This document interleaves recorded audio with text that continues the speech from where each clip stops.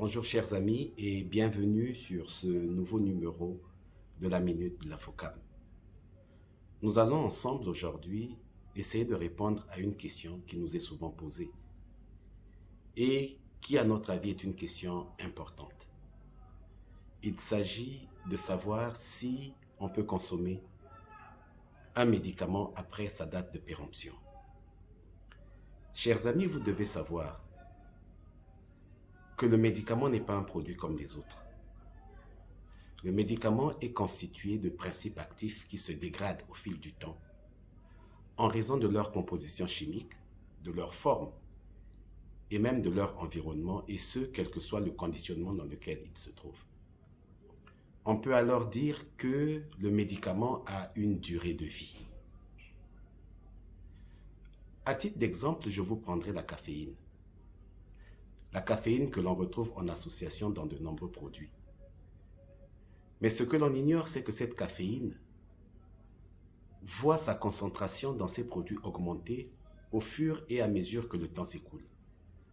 Ce qui fait que pour certains, et on a eu à l'enregistrer déjà, pour un certain nombre de médicaments, on a l'impression que le médicament devient de plus en plus fort, qu'on obtient plus facilement l'effet recherché. Alors que non, c'est cette augmentation de concentration qui donne cet effet qui se rapproche de son effet toxique, avec, à la longue, des conséquences que l'on peut imaginer. Mais je vous prendrai également le cas de l'aspirine, que l'on utilise de plus en plus aujourd'hui, sous la forme d'un de ces sels, couramment appelé aspégique. Cette aspirine est constituée de deux acides, l'acide acétique et l'acide salicylique. Et lorsque le produit est exposé à l'air, du fait de l'humidité de l'air, il y a une séparation de ces constituants, qu'on appelle en termes chimiques une hydrolyse, qui libère à ce moment les deux acides. Et l'acide acétique a des effets nocifs sur l'estomac. Et l'on va se retrouver avec des maux d'estomac, comme on le dit couramment, qui sont dus à la prise de ce produit que d'aucuns trouvent banal, l'aspégique. Mais je vous parlerai également des crèmes. Les crèmes sont un mélange de principes actifs dans deux phases, une phase huileuse et une phase aqueuse. Ces deux phases sont mélangées et ça forme ce qu'on appelle une émulsion, et c'est ce qui fait la crème. Mais exposées à la chaleur, ces deux phases se séparent. Et lorsqu'elles se séparent, la plupart des principes actifs vont se concentrer dans la partie huileuse. Et comme la partie huileuse sortira en avant lorsqu'on appliquera la pommade, dans les premiers jours d'utilisation, vous allez vous retrouver avec une crème fortement concentrée qui peut entraîner des effets pas attendus. Mais pire, c'est que vers la fin du tube, on se retrouve avec une phase aqueuse où il n'y a pratiquement pas de principe actif. Donc, vous croyez que vous utilisez une pommade alors qu'il n'y a une crème plutôt alors qu'il n'y a plus rien à l'intérieur. Alors, c'est vous dire que la date de péremption d'un médicament est quelque chose d'essentiel. C'est la limite que le fabricant lui-même s'est fixée pour utiliser son produit. Parce que conventionnellement, il a été établi que lorsque un médicament perd plus de 10% de sa teneur en principe actif, il est considéré comme périmé. On estime qu'il a perdu sa qualité, qu'il a perdu sa stabilité et qu'il peut entraîner des effets nocifs sur le consommateur.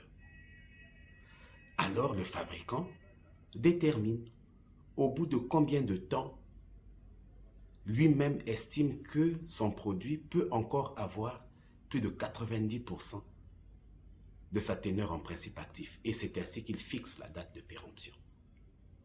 Cette date de péremption s'exprime en jours, mois et années. Et elle prend effet à compter du jour fixé de péremption. Sur certains produits, on ne retrouvera que le mois et l'année. Et là, la date de péremption prend effet à partir du dernier jour du mois de l'année concernée. S'il n'y a que l'année qui est mentionnée, la péremption prendra effet à compter du dernier jour de l'année. Dans certains cas, il arrive que seule la date de fabrication soit mentionnée. Et par convention, il a été établi alors que s'il s'agit d'un produit injectable ou d'un antibiotique, que la sécurité d'utilisation soit de 3 ans, c'est-à-dire que vous ajoutez 3 ans à la date de fabrication pour obtenir sa date de péremption. Pour les autres produits, la sécurité d'utilisation est de 5 ans.